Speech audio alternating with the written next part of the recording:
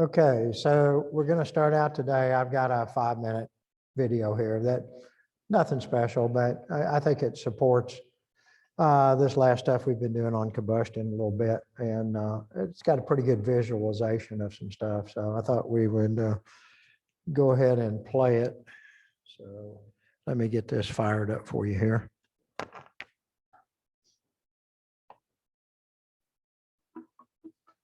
Optimum efficiency is a key requirement for any combustion process. By ensuring the effective combustion of a given fuel, a well-tuned process will improve efficiency whilst reducing environmental impact and minimizing the requirement for regular maintenance. In an ideal world, optimum combustion would be achieved when the air supplied is exactly matched to the amount needed to completely combust the fuel.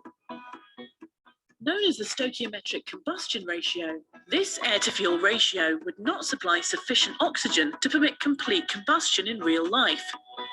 The result would be unburned combustibles such as carbon monoxide, soot and smoke, escaping in the waste gases. As these combustibles will still retain unreleased potential chemical energy, the combustion process will be less than 100% efficient.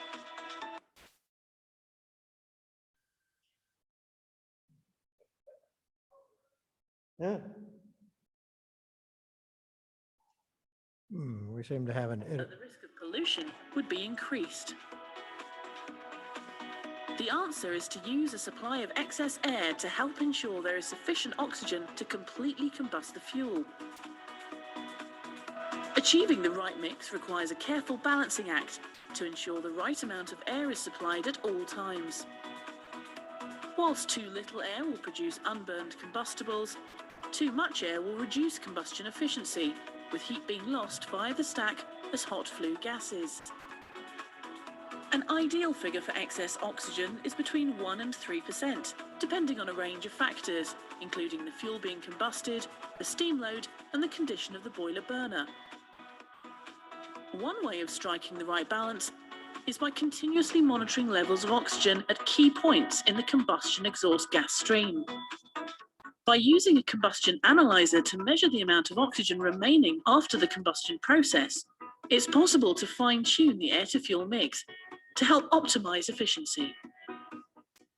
ABB's AZ oxygen analyzer sensors use zirconium oxide sensor technology, which produce a reading of the net oxygen remaining after the combustion of all the available combustible gases.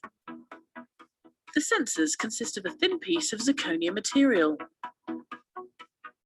A supply of air is applied to one face of the sensor as a reference gas. The process gas being measured is applied to the opposite face. When the concentration of oxygen is equal on each side, migration of the oxygen ions through the zirconia is 0. When concentrations differ, migration of the oxygen ions will increase as they try to re-establish equilibrium. The reaction at the two electrodes will differ, generating a corresponding potential difference. Using an appropriate device, this difference can be measured to produce a percentage oxygen concentration reading. ABB's AZ analyzers can be used to measure efficiency at key points in the power generation process, including air preheater monitoring. By measuring and comparing excess oxygen levels at the entrance and exit of the air heater flue gas stream, ABB's AZ20 zirconium oxygen probes can help provide an accurate assessment of the performance and condition of air heater plant. Air heaters like that, those rotary heaters, have seals, supposed to have seals that they're kind of flexible strips that are supposed to keep the air from leaking. And say on one side, you've got FD air being blown in that you want to get heated. And on the other side, you've got ID air that's being sucked through. And so that's a negative stream. And so if you're not careful, you'll, if those seals leak, you'll suck air from your combustion air side and leak it into the induced draft side, which is flue gas going up the stack. And you can actually derate the capabilities of your unit if they leak too bad. And so I've actually taken not with ABB sensors, but I've actually taken oxygen readings on both sides of those things to try to figure out what the leakage rate is. I mean, like in your flue gas, if you've got 5% oxygen coming in and 7% going out, you pretty well know where did it come from. It came from the force draft side, and it leaked through. So, I mean, a small amount of leakage is okay because fans are oversized and there's an excess of air available. But if those seals get too bad, then you won't be able to achieve 100% load. You won't be able to generate enough heat from the combustion process. The Economizer Outlet. The Economizer Outlet provides an ideal location for monitoring the levels of excess air in the boiler flue gases. ABB's AZ40 Oxygen and Combustibles Analyzer can be used to monitor both excess air and unburned fuel in the flue gases to help ensure the correct mix between the air and fuel in the combustion process. Flue gas desulfurization plant. Sulfur dioxide from flue gases is often removed by using it to produce sulfuric acid or gypsum for construction. Oxygen is used to help encourage the necessary reactions that need to take place.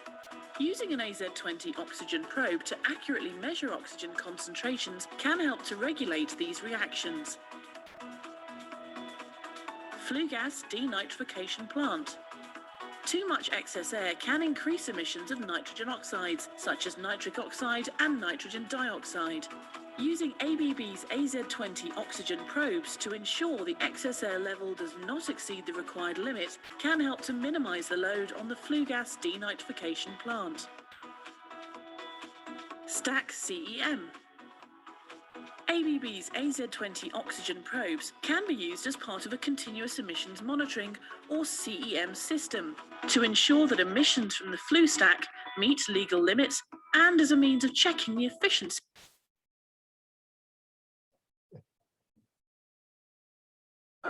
Oops. She'll be along in a minute, I trust.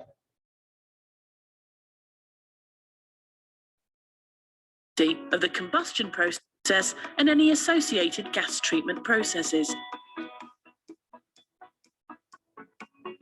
Find out more by viewing our separate AZ Analyzer animations. For more information about ABB's AZ Analyzer range, contact your local sales representative or visit www.abb.com/measurement.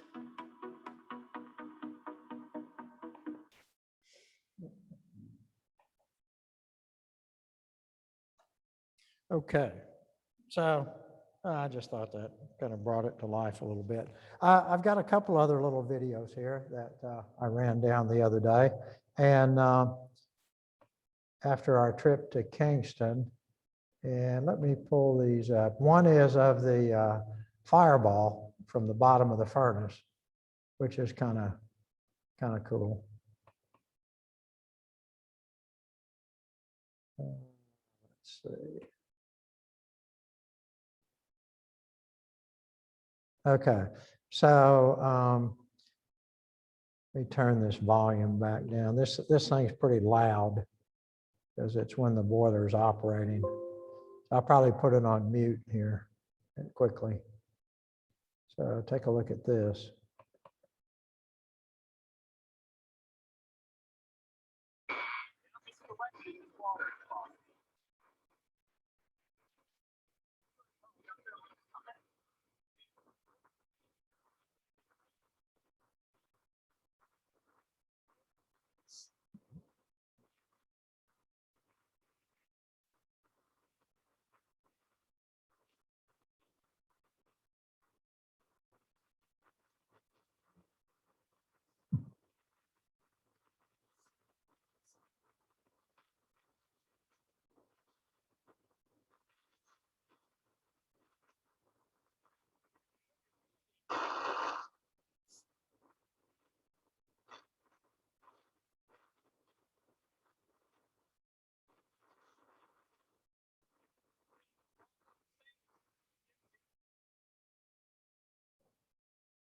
Okay, so a couple of things, and we'll play it again here. So this is down at the bottom of the boiler. When the boiler is operating, this is my favorite place to go in the powerhouse. Because you open that, there's a door that's, I don't know, probably 4 foot by 3 foot, something like that. I mean, it's big enough for somebody to crawl through. Not that you're going to crawl through at this point in time, but say the furnace is under negative, slightly negative pressure. So the air is being drawn into the furnace. You don't have these gases escaping on you, so you don't have any issues with that. This is down at the bottom of the boiler. They keep, a couple inches of water down there, and occasionally you see rocks, things that look like rocks and all flying around. Well, those are clinkers. That's ash that has accumulated on the tubes, and it gets big enough, and sometimes it just breaks off. And so it falls down here to the bottom of the boiler, and that's why they put a little bit of water down there. Sometimes it's not, it doesn't look like it's even covering the whole bottom here. But the idea is that, those things will be hot, maybe be partially burning, and they hit the water and go out. And then every so often they clean it out. This is the nose of the boiler down here, and this is where those are tubes that are bent around in that circular shape. And the headers are on the outside that feed water into the tubes that feed up through there. And, occasionally you can see on the distant wall that it is lined with boiler tubes. You can see the little tubes. They're probably 2.5 inches in diameter. And those are the steam generating tubes. Those are the water walls that you're looking at. These are tangentially fired boilers. So the burners are in the corners, and it makes the fireball kind of swirl around. And then they have the tilts where they can position the fireball up and down vertically based on the cleanliness, whether or not they've blown soot blowers recently or not. I don't know. It doesn't take very long. It's pretty awesome. I had a student actually that made the trip one time, filmed this and gave it to me. I know you said it's under negative pressure, but it's still not just like. Oh, it's possible you could get a hot clinker in the face. Not likely. I mean, the air's sucking in pretty good around you. But yeah, I mean, it's like, if your life bores you, risk it. Okay, let's see, how do I make this?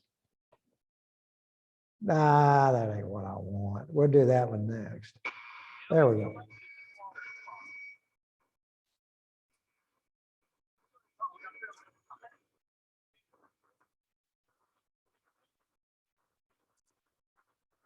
Yeah, there's a good clinker.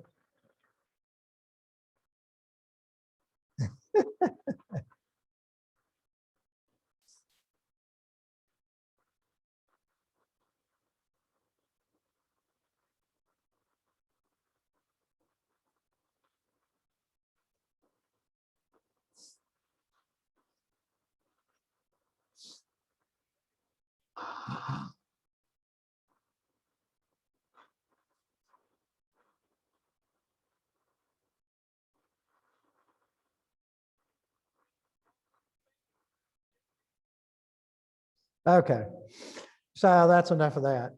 Now, that's pulverized coal in action. We clean up all those gases the best we can, but we struggle to get the CO2 out. We can cover the NOx, which you guys are now NOx experts. And the next chapter you get to read will be on SOx, SOx, sulfur dioxide. And that'll be the last, well, I don't know, there's a CO2 chapter that's pretty appealing. I know you're dying to get to that one. We'll see about that one, but I'm not going to make an assignment today. So I'll make an assignment next Tuesday for the SOx chapter, but I'll give you the weekend off,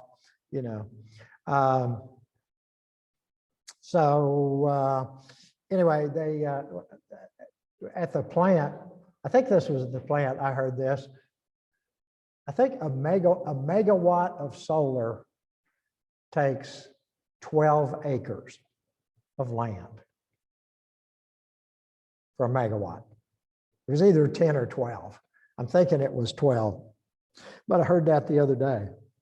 So Kingston right now They had those 150 megawatt units are about 135 peak. And that's 1 through 4. Yeah, and 5 through 9 were 200, and they're probably running about 170. So let me get out my calculator here. So let's see how many acres of land it would take to equal the capacity of Kingston. So that's 135 times 4. So that's 540 plus, say, 170 times 5. So that's 1,390 megawatts. And what did I say? I think it's 12 acres times 12. So that's 16,680 acres. Now, I'm not sure how many square miles that is of solar collectors, but you might want to punch that up and think about it. So, I mean, yeah, it would be green. Of course, this can run 24 hours a day. So I guess if you want the equivalent 24 hours a day, you'd have to put in twice that amount, right? Because you generate during the day, and then you'd have to have that much again to generate and store at night. But when you deliver it back out of the batteries, you don't get all of it out. So I'd say that's probably times, oh, I don't know, 2.2, something like that. So that would be about 37,000 acres of land covered with solar PV panels and batteries to equal this one plant. I don't know. I'm not sure that's doable and on the large scale. So we'll have to see. We'll have to see what develops in the industry here. Okay, let's look at this other video, which I have down here too. This is an animation of an So2 scrubber in operation. And I got this from Kingston a number of years ago.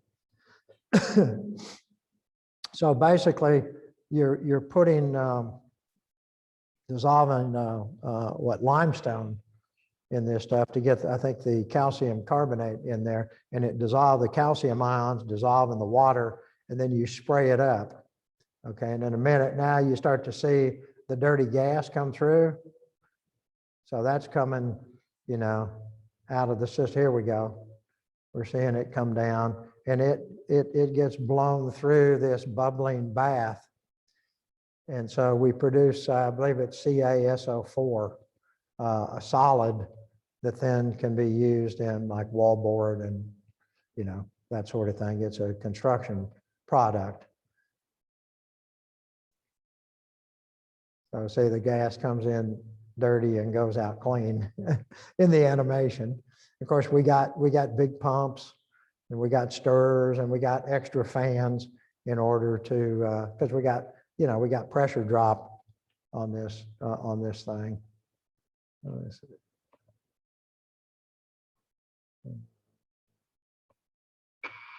Oh, stop that. There we go. I'm not real good on this player, I guess, but anyway, but you see the idea. And then they continually are taking some of that slurry out and pulling the CaSO4 and cleaning it up and putting more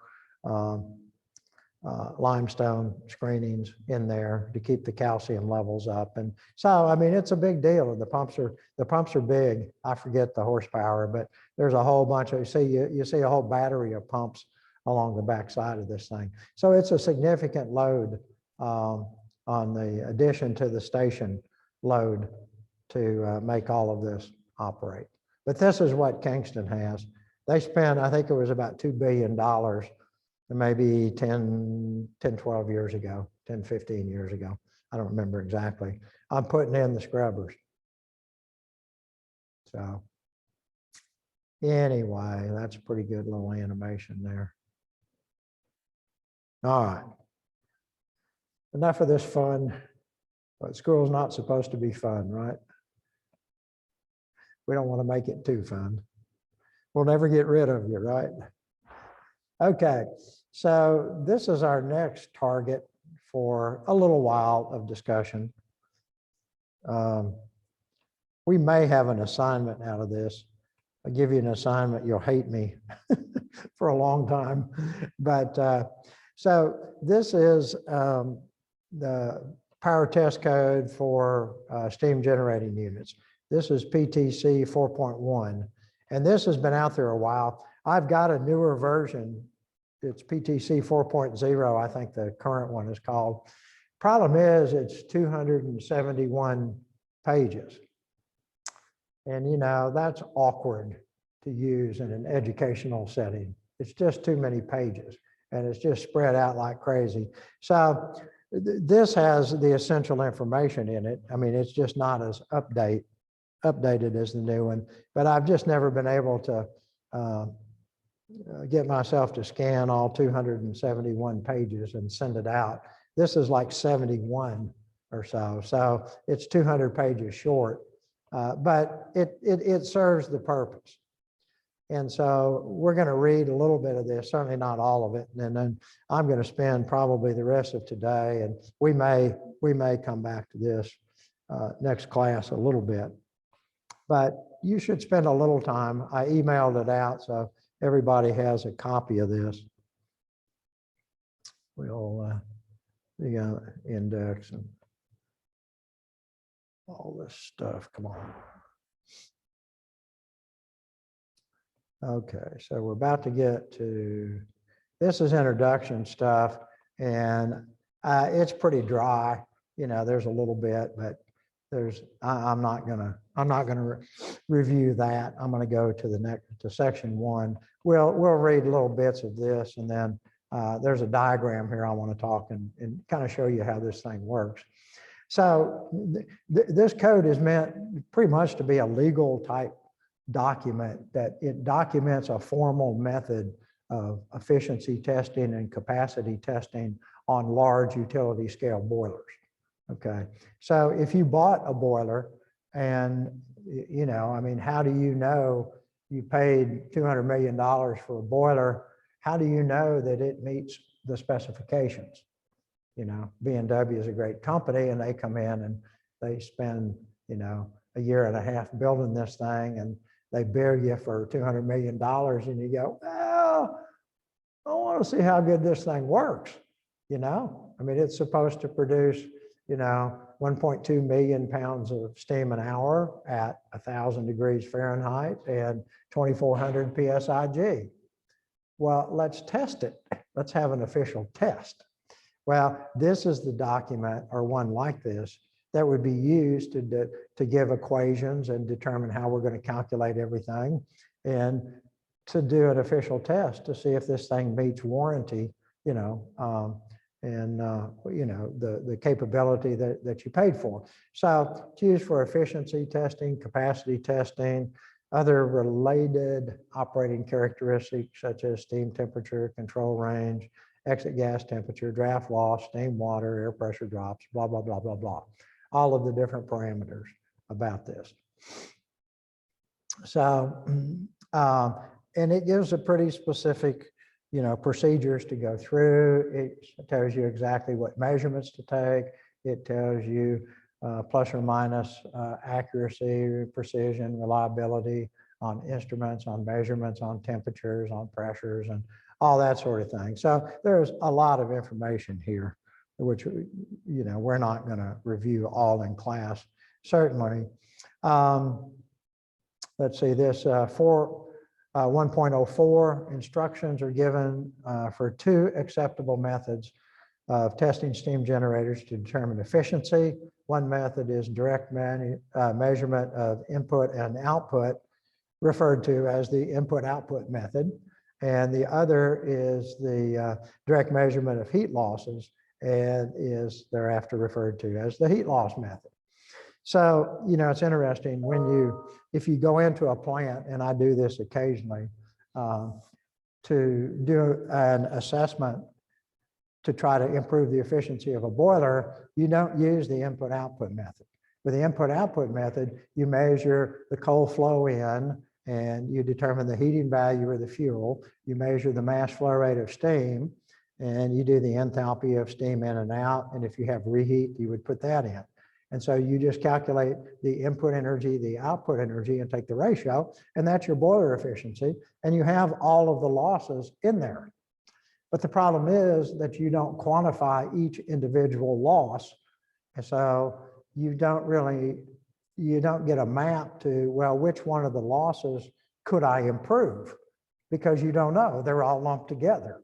So, in terms of tuning up a boiler and making it more efficient, you would go in and want to do the loss method. Okay. And also some of those measurements on input and output are pretty difficult to know. For example, at Kingston, when we were there, and I've heard this story before, they used to have these coal scales. And so before the coal went to the pulverizers, it would automatically fall in this big bucket that had load cells on them, and they would measure the weight of the coal and the timing of it, and then that scale would dump it. It would go to the pulverizer, and pretty quickly it would be ground up and be in the boiler and get burned. So they actually had a measurement on how much fuel was going in. Well, over the years, those things had lots of problems, and the company that made them went out of business, and pretty soon they couldn't get parts for them. So in the last 5 or 10 years, they just said, oh, we're just going to take them out. It's not worth the hassle to keep these things in operation. Well, that's well and good, but then you don't really have any direct measurement of the amount of fuel that you're putting in your boiler. And Kingston operates today without that. Now, they know how much is in the bunker. They fill the big bunkers up overhead. And so they get an idea, okay, the bunker was full, 8 hours ago, and it's now 50% full, and we know roughly how much coal that is. So that's the only kind of measurement Kingston currently has on the amount of coal that they're putting in one of these units, by how quickly they've emptied the bunker. Well, if you're going to do an official efficiency test, that could potentially wind up in a court of law in a lawsuit if they don't think it's operating right. That's going to be hard to convince a jury that, measuring how quickly the big coal bunker gets empty is a very realistic, a very accurate way to measure coal flow during the test.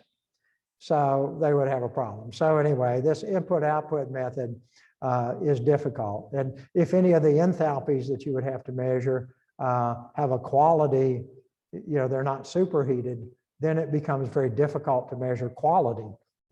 Say you're trying to measure steam, coming out of a turbine, and it's wet. That's a very difficult measurement to measure an enthalpy in wet steam. If it's superheated, then it's easy, right? You measure temperature, pressure, and you got it. But if it's got that moisture in there, temperature and pressure are not independent. And so then you've got to really, you got to dig deep. There are methods to do it, but it's involved and difficult. So at any rate, the heat loss method is, I think, in most cases, certainly if you're going to improve the efficiency, that's what you would want to look at. And I think I jumped. Let's see, is there anything up in here? There's lots of words in here, but I certainly don't want to. Okay, well, we'll see that in this loss method, we have to calculate losses and credits. And we'll see a lot about how to do that. So let me come on down here. Okay, and there are some equations, input, output, output divided by input times 100. But you see that we're going to break that down. Heat absorbed by working fluid or fluids. So that's the output side. But the input side then would be the heat in the fuel plus what we call credits. And credits are any other energy that comes into the control volume of the boiler. is there's energy in the air that comes in. You may have solid ash fall out the bottom. It takes energy. Well, of course, that wouldn't be a credit. That would be a loss. But we'll see. There's a list of 8 or 10 credits, and there's, I don't know, 10 or 15. There's 15 losses that have equations here for you to quantify if you are to implement this procedure. So we got plenty of time. So let's look at, you can read the words. But so this is the control volume. I'll make this a click or two smaller. We'll make it too small because then we can't see the numbers. But we'll start at the bottom and, well, I'll make it a little bit bigger. We'll start down here and work our way up. Kind of see. That's all right. Get everything. Okay, there you go. So we'll just start and work our way around. And, I think everybody's familiar with the major components here based on what we've already done in the course. But so let's start over here. Number one, this is a coal-fired unit. So I guess we'll say the coal coming in is at location number 1. And so this heavy dotted line is the control volume, okay, for us. And so that coal comes in and crosses and dumps into the pulverizer or crusher. At Kingston, it's a pulverizer. They pulverize that coal to the consistency of face powder. They talk about certain percent going through a 200 mesh screen. 200 mesh screen is pretty tight, and so also we probably have, these are electric motor driven. And so we're passing some electricity into that pulverizer. And so that's energy that's going into that control volume, okay? Now, we are most likely, we could be feeding some tempering air from room or the forced draft fan discharge.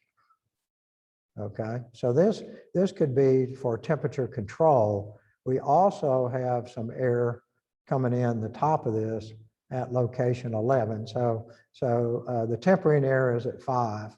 And rejects, before I go up and run down 11, rejects are rocks and things that get into the coal. So we're putting chunk coal into this pulverizer, nominally 2-inch diameter chunks. Some are a little bigger, some a little smaller. Oh, and every once in a while, there's a rock that falls in, or there's a rock in that chunk of coal. And so these pulverizers are made so that they can spit out the rocks. Okay, well, the rock comes out and it may well be hot because it's in there in this pulverizer spinning around pretty fast, crushing this stuff. So that pulverizer, and we got hot air being blown in from 11 on this thing. So when that rock comes out, it may have some heat with it, and that's heat. So that's a loss from the control volume. Now it's not very many. I mean, when you go up to one of these pulverizers, they got a little bin at the bottom, and the rocks, some kind of come falling out the bottom of this thing, and there'll be a bin, I don't know, 3 foot by 4 foot with sides on it, and you can reach over and pick up a handful of little rocks, which are pulverizer rejects. Okay. So now let's go up and see what we got here on 11. Okay, so see 11, this is our forced draft fan. So this is taking outside air at 6 and blowing it through, and we'll go through these coils in a minute. But it's gone through the air heater. So this is hot air. This is 500-600 degree air. Okay, and so it's being blown down through here into the pulverizer. That does a couple of things. That will evaporate any moisture, any liquid that's present in that coal. That hot air will vaporize that. So at least we're not putting liquid water in there. Now that moisture will probably get blown into the boiler, but nonetheless, at least it's coming in as vapor and going out as vapor. Okay. So I think that's everything to do with the pulverizer. Where's my little, there we go. Okay, so next thing we come down here. So at Kingston and a lot of these units, when they start up on fuel oil. Okay, now depends on which fuel oil. If it's number 2, a diesel, then you don't have to heat it, because diesel, it's like diesel fuel that you put in your truck, except it doesn't have the fuel additives in there, but basically it's the same hydrocarbon. And so we don't really need that. 3 is a flow meter. So we're gonna measure the flow. And then, so for startup, before we can introduce coal into this thing, we got to get it hot. And so I think Ron at Kingston said every time they start up, they burn about $43,000 of fuel oil to start up a unit at Kingston. It's that much fuel oil to get that big furnace hot enough, because when you inject that pulverized coal, it has to be hot enough in there that it just spontaneously combust. So you got to get it up pretty hot before you put it in there. Okay, so that's the oil. And then if we're heating, we would have probably steam that would be supplied here and condensate coming out, 43 and 44. So then the hot oil could go to the burner, or we may need to, for the burners, we may need to atomize that fuel oil, which means you would do that with steam. So you would just blow some steam in with that oil, and it basically breaks it up and bubbles it up, and they call it atomization.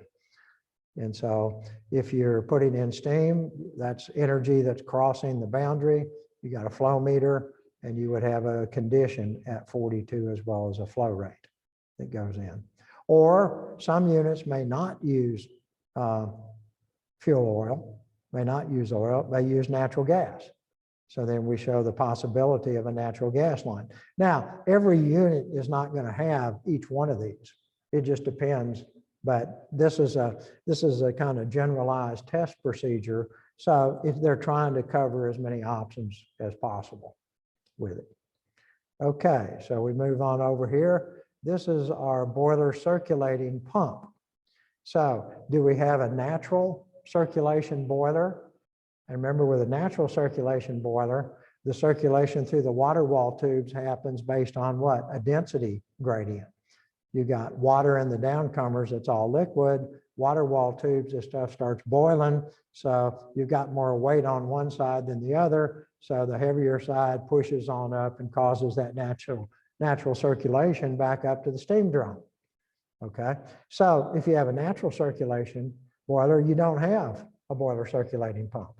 If you've got a forced circulation boiler, you do have a boiler circulating pump. And if you do, then to run it, you got to put electricity into it right here. So we want to include that in our analysis. And also, this pump can be in a position where it can get pretty hot. So it may need cooling water to be supplied to it. Like the motor, may have you supply cooling water, runs, through the casing a little bit and around the pump to keep it cooled down so it doesn't just get destroyed by the heat generated in the boiler. So that's what this cooling water flow would be. Cool water in at 40, hot water out at 41, and a flow meter so that we can measure it. Okay. This pump may have packing on the seals, in which case we have a little bit of water that continually leaks from the seals. It's not much, but hey, it's water that's circulated in and water that comes out. It brings a little bit of energy with it because it's in the boiler, and we're going to take it, we're going to include that in the analysis. So you pretty soon you get the opinion that they've included about everything that they can think of in here. Now, if you do an analysis on a particular boiler, you may agree with all of the parties, okay, we're not going to worry about this flow, this flow, this flow, and this flow, because we feel like it's insignificant. If everybody agrees, fine, go for it. People don't agree, then you have to negotiate that out. Okay, so this is down at the bottom of the boiler that we saw in the fireball video. And so see, these are clinkers and solid chunks of ash that fall down and eventually come out of the boiler. So you would probably figure that at whatever temperature they hit that water, because they're just wasting that heat down in the bottom, that you would figure that temperature to calculate the loss. And then you'd need to estimate how many pounds per hour or pounds per day of this stuff was falling down and calculate how much energy loss was associated with that. Here's the ash pit water. It got circulated or supplied down at the bottom. I think the thought here is that we're supposed to really be circulating that through there, but at Kingston, they don't do a lot of circulating. They just kind of fill it up, I think. And then when it evaporates away, they fill it up again. Well, so at Kingston, this might be hard to evaluate, but the theory is that you have this slow circulation of water along the bottom of the boiler that pulls that heat out of there. You know, when you get out in the real world, you know, you can study this stuff on paper all day long, but when you get out there in the real world, all of a sudden things, that's not what that's supposed, that's not like the pictures they showed me in the textbook. Well, I got news. There's tons and tons of different styles of everything. And the one you saw in the textbook probably doesn't look like the one you're going to run into in the field. Sometimes it does, but there's no guarantee of that. Okay, so what do we have here? So this is my reheater. Okay, so this is coming back from what? The IP turbine, right? We've exited the intermediate pressure turbine and we've come back to reheat. You know, we're going to drop a little pressure because we got pressure drop in these lines. And here, what's this spray water all about? You remember anything about spraying water into the steam flow? What's that guy? 26. That's our temperator. That's that spray flow for temperature control. And so we want to spray before we go in to the heat exchanger, right, to the reheater. So we've got our reheat stuff coming back. We've got our temperator spray coming in, and we adjust this to give us the right temperature coming out at 34, which is going back to the low pressure turbine. Looks like we've got a spot here for tramp air, all other air entering unit. Maybe it's supposed to, maybe it's not, but anyway, I got the possibility to put some more air leaking into this furnace, it looks like. To me, I don't know. You can go dig down these locations and look at the equations, and it'll give you more information about exactly what they're referring to. Let's see. Well, we can just jump over here on this side. So here's our superheater, right? Okay. So this is our steam drum. And so coming out of the steam drum, we've got what? Saturated steam coming out to the superheater. And so I've got my temperator, and again, a flow meter on my temperator coming in. So I'm showing that I'm going to do some superheating partially through, and then I'm going to inject that temperator water for temperature control. And then I've got superheater to make sure that all gets vaporized before I go out to my high pressure turbine at 32. Okay. Okay, work our way up to the steam drum here. So let's see.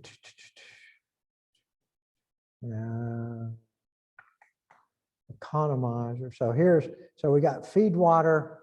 Let's kind of work our way around this thing. So I got feed water over here at 24. Got a flow meter on it. It's coming in, and we know it goes to the economizer and gets preheated. So I got flue gas coming out at 12, 13, going across the economizer. And so that feed water is coming in, dumping into the drum. I'm going to pull some saturated steam out of this drum and use it for potentially for soot blowing, where I clean the tubes. I got these soot blowers that extend out in the boiler. They got these rotary heads and they can blow steam, they can blow high pressure water. They can use compressed air, but usually they use steam or water. And so that's where that would come off. Or I could be taking auxiliary steam to another unit. Maybe I'm preheating a turbine or something, and I want to use some saturated steam off a different unit for it. So anyway, that would come off at 46. Blowdown is where I'm maintaining water quality in the boiler water, okay? Blowdown, because as I make up water to this, it brings in impurities. And when I boil off the steam, the impurities stay behind. And so these impurities will concentrate in the boiler water if I don't do something. And so what I do is I drain a steady stream out of that drum. I probably do some heat recovery on it, but I throw it away just to keep the dissolved concentration of minerals and such correct. So I don't scale up my boiler tubes. So that's what that is. And okay, so let's see. It don't really show, I'm not seeing, maybe I'm not interpreting it right. Circulating water pump. They don't really have a point where the saturated steam is entering the drum, I don't think, because this is feed water. I don't see that. Okay, well, so I think we've talked through everything around the drum, economizer. Let's go over here and look at the airflows.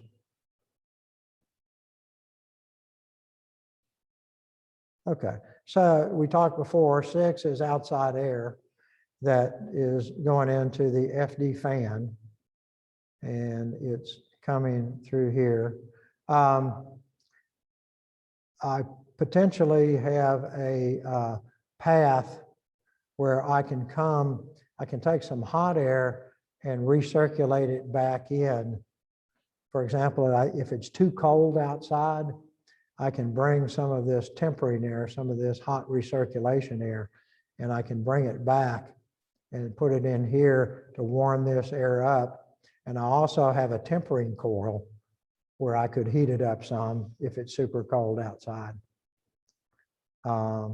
where I can put some heat into this. It's probably could be a steam coil, you know, not really defined here exactly. We could look in the equations and see what it's calling for. But then I've got 7 here.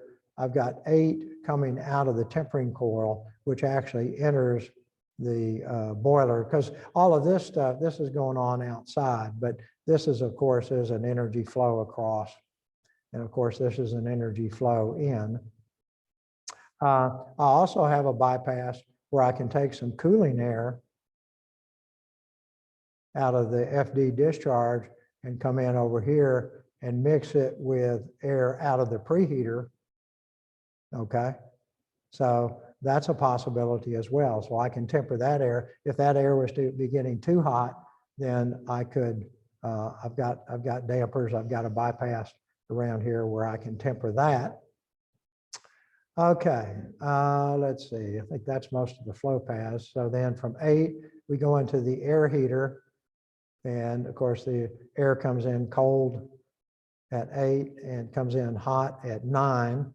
We have the flue gases. The flue gases went across the economizer. Oh, and look, I have a path here. So I think in your NOx chapter, you read a little something about flue gas recirculation. So this is the recirculation gas fan that has, you know, electrical energy input to it. And so it would pull some of this still very warm flue gas coming out of the economizer and put it back in the furnace. So this is another means of NOx control by recirculating flue gas. Okay. So then those hot gases out of the economizer go through the air preheater. And so they're heating cold FD air coming in. And then at 15, they exit the control volume. At 16, they go into the dust collector, which for us would be probably electrostatic precipitator. We have at Kingston, we have those charge plates. We put a positive charge, I believe, on the particles, and then they're collected on the negative electrodes. I think that's right. And every so often they take the fields off and a big hammer comes down, bam, and knocks it, and it falls down into a hopper and they haul it off. So that's the dust collector. And then say we're going to clean it up before the ID fan, so we don't eat holes in the ID fan blade with all the fly ash, which is good. And so what we don't show on here, we don't show NOx and SOx, because this thing was drawn a long time ago. So in the current version of this, you would see, let's say the NOx cleanup would be right here before the air heater, and the SOx cleanup would be someplace around the ID fan on one side or the other. It's possible to have some more waste heat or low-level economizer to recover some more heat from this from 20 to 21 before we go up the stack. Okay, so we're pretty much through this thing now. We got recirculation. We can follow the airstream down. I don't think we followed all of it. So our hot air out of the air heater, we talked about the recirculation, and let's see, and this is tempering air up here if we need to cool it. So our hot air comes down here, and then provides secondary air into a wind box to again support combustion. Primary air goes through the pulverizer, and so that air transports the coal into the boiler, and then we send hot air to the pulverizer. So that's pretty good. That was kind of fun. Talked around that. Well, I think I'll stop this time. We've got probably, I don't know, I can spend another probably 30 minutes on this document, and then we'll move on to some other stuff. So that's pretty good. You guys have, give you the weekend off, and then we'll start reading another chapter next week on SOx, and we might have a little homework assignment based on some PTC 4.1 stuff. So we'll see. So hope everybody is well, and we will see you next Tuesday. So take care.